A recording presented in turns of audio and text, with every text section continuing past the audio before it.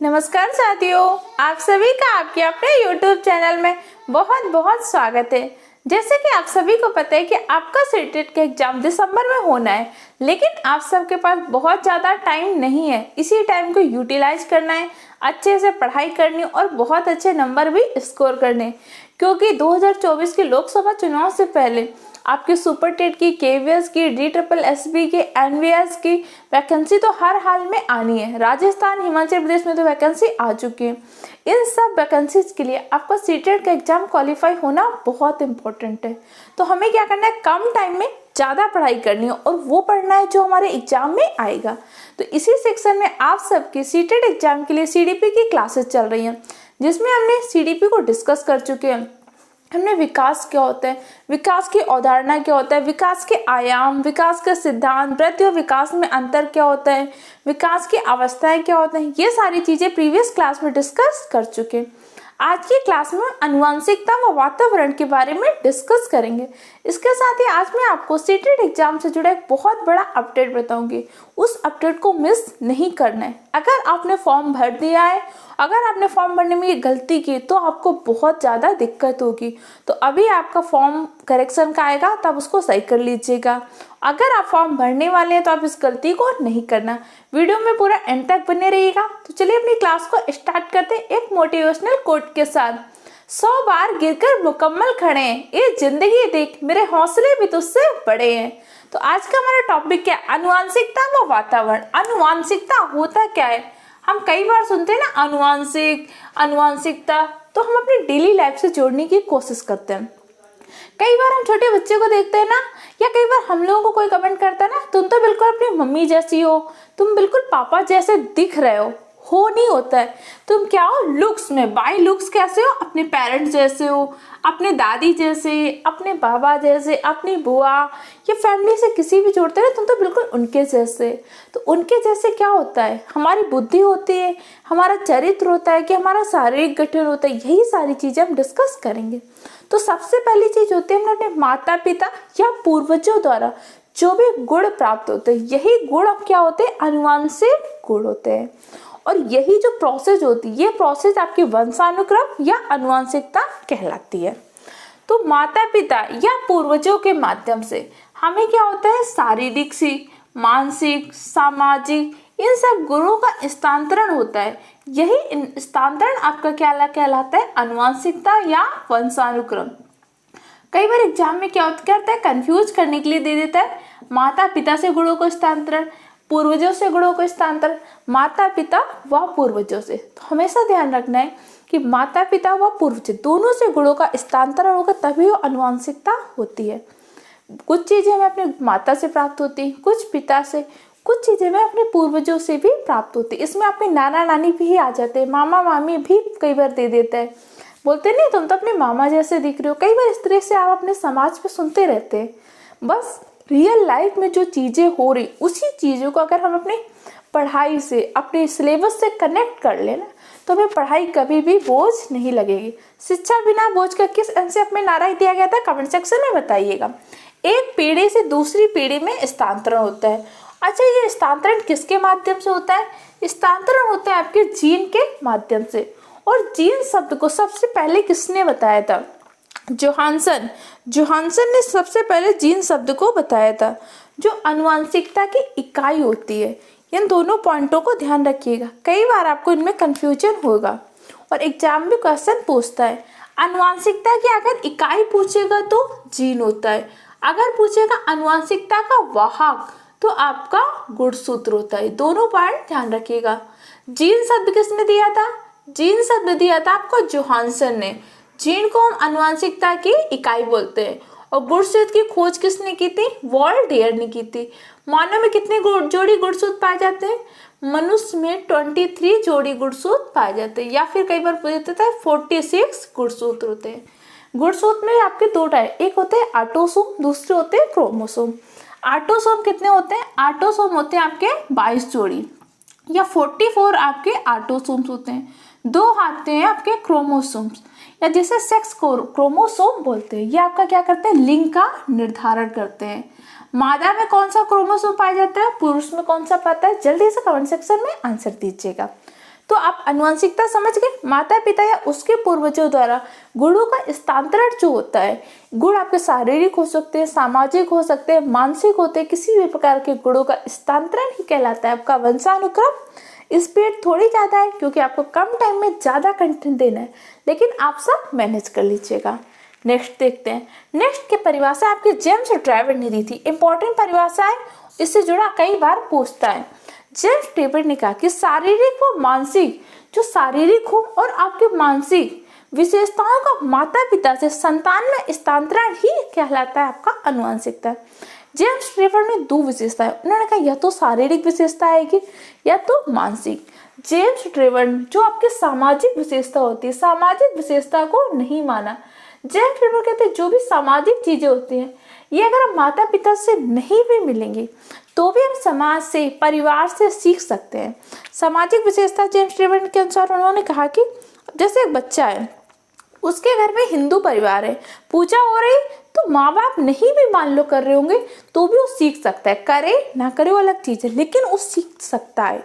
और भी बहुत सारी सामाजिक परंपराएं जो जेम्स ट्रेवर ने कहा कि बालक सामाजिक परंपराएं समाज से, परिवार से सीख सकता है, लेकिन कुछ शारीरिक गुण, कुछ मानसिक गुण उसे अपने माता पिता से ही प्राप्त होते हैं। जेम्स ट्रेवर ने बोला था। जेम्स ट्रेवर ने क्या बोला था? शारीरिक और मानसिक विशेषताओं का माता पिता से संतानों में प्राप्त होने की जो क्रिया होती है वही वंशानुक्रम होती है। वंशानुक्रम आपको समझ में आ गया? वंशानुक्रम से जुड़े 3 पॉइंट आपको ध्यान रखने। पहला पॉइंट, जो आनुवंशिकता में गुणों का स्थानांतर होगा सिर्फ माता पिता से नहीं होगा, माता पिता के साथ साथ पूर्वजों से होगा। कल आपका कमेंट आया था कि मैम कुछ टैग जरूर लिखा दीजिएगा ताकि एग्जाम में आसानी से कर पाए, तो ध्यान रखिएगा। वैसे मैं आपको बताती जाती हूँ लेकिन आज लिख लीजिएगा। माता पिता से पूर्वजों में स्थानांतरण आनुवंशिकता कहलाती है। आनुवंशिकता में कौन कौन से गुणों का स्थानांतरण होता है? आपका शारीरिक गुण का स्थानांतरण होता है, मानसिक गुण का स्थानांतरण होगा, सामाजिक गुणों का स्थानांतरण होगा। कौन कौन से सामाजिक गुणों का स्थानांतरण होगा? बुद्धि पे क्या प्रभाव पड़ेगा, चरित्र पे क्या प्रभाव पड़ेगा, इसको हम आगे डिस्कस करेंगे।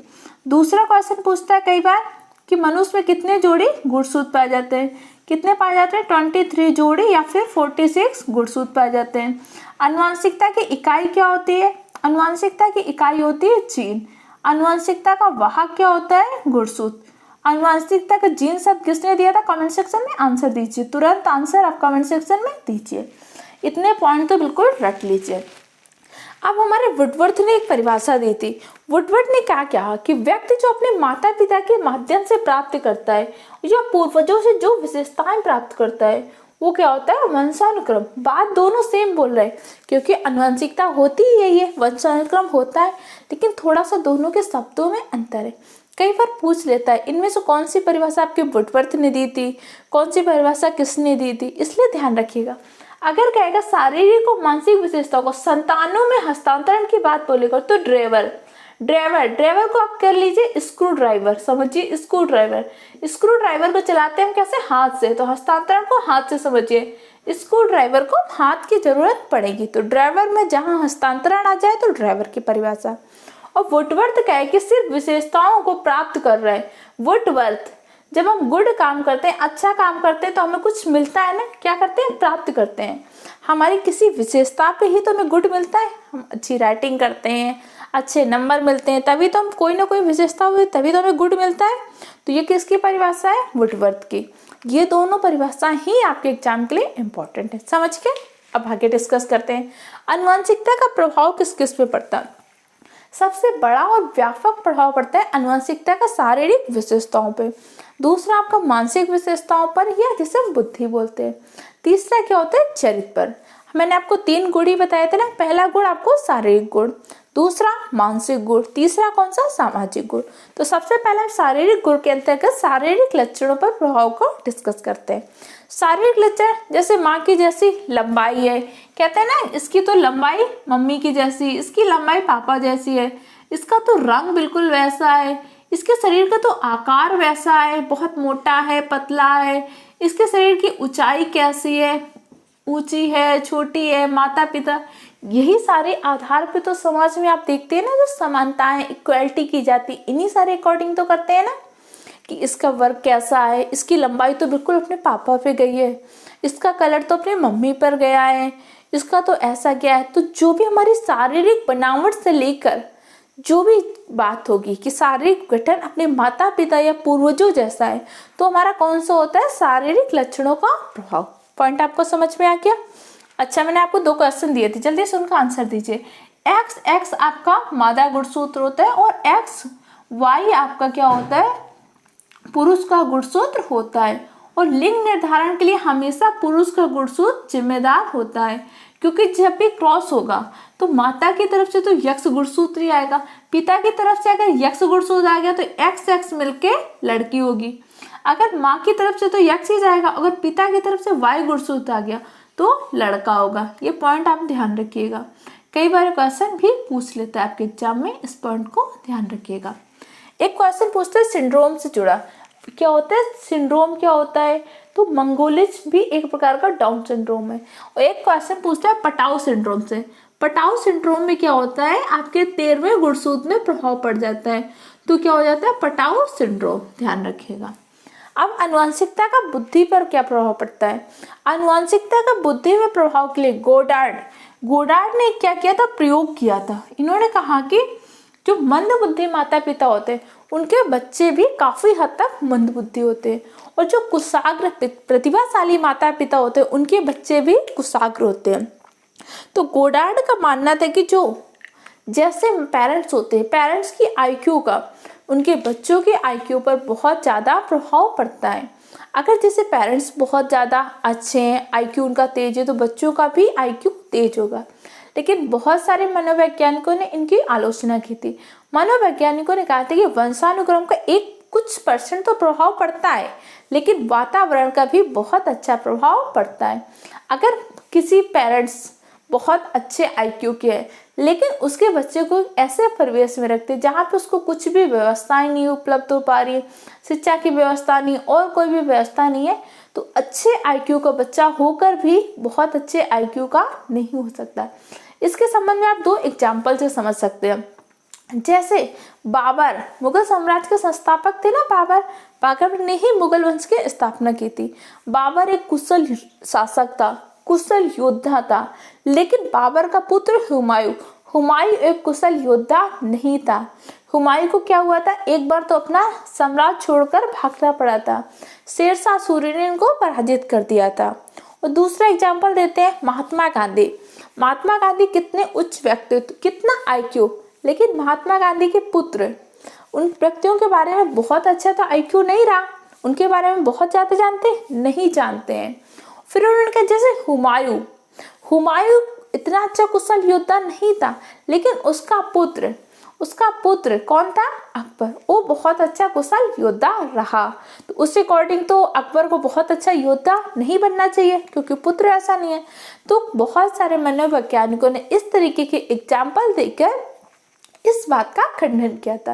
लेकिन अगर आपके एग्जाम में क्वेश्चन पूछता है कि मंद बुद्धि माता पिता के बच्चे भी मंद बुद्धि होते हैं और उच्च IQ के पेरेंट्स के बच्चे भी उच्च IQ के होते हैं, किसका मत था, किसने इसका प्रतिपादन किया था, तो आपके गोडार्ड ने किया था। शारीरिक लक्षणों पर प्रभाव समझ गए, मानसिक लक्षण पर प्रभाव समझ गए। अब हम नेक्स्ट डिस्कस करते हैं चरित्र पर प्रभाव। जो व्यक्ति के कैरेक्टर पे क्या प्रभाव पड़ता है, सबसे ज्यादा इंपॉर्टेंट क्या होता है, कैरेक्टर। कहता नहीं है बातों में हम सुनते हैं कि भाई उस व्यक्ति का तो कैरेक्टर ही नहीं अच्छा, उसका तो कैरेक्टर बहुत खराब है, उसका समाज में कोई अच्छा स्थान नहीं है, हो सकता है पैसा हो लेकिन उसका कोई वैल्यू नहीं है, कैरेक्टर नहीं है। तो क्या आनुवंशिकता का चरित्र पर प्रभाव पड़ता है, चलिए जानते हैं। कह रहे डगडेल ने क्या किया था, एक ज्यूइक नामक व्यक्ति था। डगडेल ने इस ज्यूइक नामक व्यक्ति पर बहुत ज्यादा स्टडी किया। उन्होंने कहा कि जो माता पिता का चरित्र होता है इसका प्रभाव बच्चों पर पड़ता है। जैसे बच्चे घर में देखते हैं बच्चे वैसा ही सीखते हैं। जैसे आप एग्जाम्पल से समझिए, एक छोटा बच्चा था, कोई घर पे बुलाने आया, उसके पेरेंट्स ने उससे बोला, उसके पापा ने बोला कि जाओ कह दो पापा घर पर नहीं है। तो वो बाहर जाके उसने अंकल से क्या बोला, अंकल पापा कह रहे हैं कि कह दो घर पर नहीं है। तो एक तो बच्चे ने वही बोला, दूसरा बच्चा क्या सीख रहा है, झूठ बोलना सीख रहा है। जैसा बिहेव घर पे होता है बच्चा वैसा ही सीखता है। तो आनुवंशिकता व चरित्र पर प्रभाव पड़ता है। और डगडेल ने किस पर प्रयोग किया था, डगडेल ने ज्यूइक नामक व्यक्ति का प्रयोग किया था। जो एक कैसा था, बहुत ही कैरेक्टरलेस बंदा था, तो उसके बच्चों पर अध्ययन किया गया, बच्चे भी काफ़ी कैरेक्टरलेस पाए गए। फिर उसकी अगली पीढ़ी पर भी काफ़ी इसके गुण थे। तो इन्होंने कहा डगलस ने कि जो चरित्र का प्रभाव माता पिता पर बहुत ज़्यादा पड़ता है, सिर्फ आनुवंशिकता का कारण नहीं होता, इसमें वातावरण का भी योगदान होता है, क्योंकि वो सारी चीज़ें एक तो गुण में प्राप्त की, दूसरा उसने आसपास के वातावरण में अपने पेरेंट्स को ऐसा करता देख रहा है। तो आज की क्लास में हमने आनुवंशिकता क्या होता है, वातावरण क्या होता है, ये सारी चीज़ें डिस्कस की। और दूसरा एक बड़ा अपडेट जो था आपका सीटेट एग्जाम का, जैसे बिहार में क्या हो गया कि आपकी सीटें फुल हो गई, वहाँ पे अभ्यर्थी मांग कर रहे हैं कि सीटेट के परीक्षा केंद्र बढ़ाए जाए ताकि हम सीटेट के फॉर्म भर सकें। ऐसा आपके और भी राज्यों में होने की संभावना है, क्योंकि इस बार बहुत सारे बच्चे सीटेट का फॉर्म भर रहे हैं। तो आप सब जल्दी से अपना फॉर्म फिल कर लीजिए, क्योंकि इस बार बहुत ज़्यादा बच्चे सीटेट का फॉर्म भरेंगे, बहुत तगड़ा कंपटीशन होने वाला है, इसलिए आप अच्छे से पढ़ाई भी करिए। और भी कोई कंफ्यूजन हो तो कमेंट सेक्शन में पूछ लीजिएगा। मिलते हैं नेक्स्ट क्लास में। Okay, thank you.